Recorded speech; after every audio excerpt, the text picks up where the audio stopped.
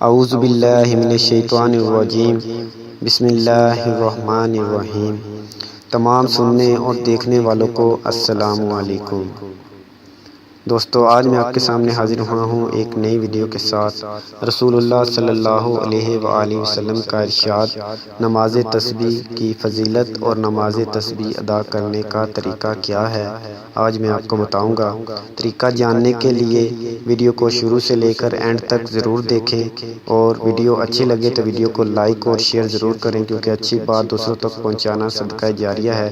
اور ساتھ ہی جو لوگ چینل پر نئے ہیں وہ چینل کو ضرور سبسکرائب کر لیں، اور ساتھ ہی بیل آئیکن کو بھی دبا لیں تاکہ آنے والی مزید نئی ویڈیو آپ تک بآسانی پہنچتی رہے۔ آئیے چلتے ہیں ویڈیو کی جانب۔ سیدنا عباس رضی اللہ تعالیٰ عنہ بیان کرتے ہیں کہ رسول اللہ صلی اللہ علیہ وآلہ وسلم نے ارشاد فرمایا، اے میرے چچا جان، کیا میں آپ کو ایک ہدیہ نہ دوں؟ کیا میں آپ کو 10 باتیں نہ سکھاؤں کہ آپ جب ان پر عمل کریں تو اللہ تعالیٰ آپ کے اگلے پچھلے پرانے نئے سرزد ہوئے عملاً کیے ہوئے چھوٹے بڑے پوشیدہ اور ظاہر تمام گناہ معاف کر دیں گے؟ وہ 10 باتیں یہ ہیں۔ آپ 4 رکعت اس طرح پڑھیں کہ ہر رکعت میں سورۃ فاتحہ اور ایک دیگر سورت پڑھیں۔ جب آپ پہلی رکعت میں قرات سے فارغ ہو جائیں تو قیام ہی کی حالت میں 15 بار، سن لیں، 15 بار یہ تسبیح پڑھیں، سبحان اللہ والحمد للہ ولا الہ الا اللہ واللہ اکبر۔ ایک بار پھر میں دہرا دیتا ہوں، سبحان اللہ والحمد للہ ولا الہ الا اللہ واللہ اکبر۔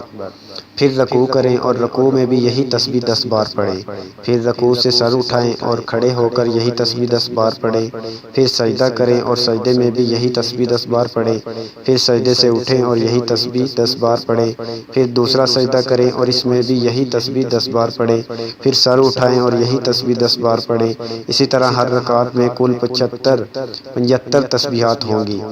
آپ چاروں رکعت میں اسی طرح کریں۔ اگر ہمت ہو تو ہر روز اسی طرح نماز پڑھیں۔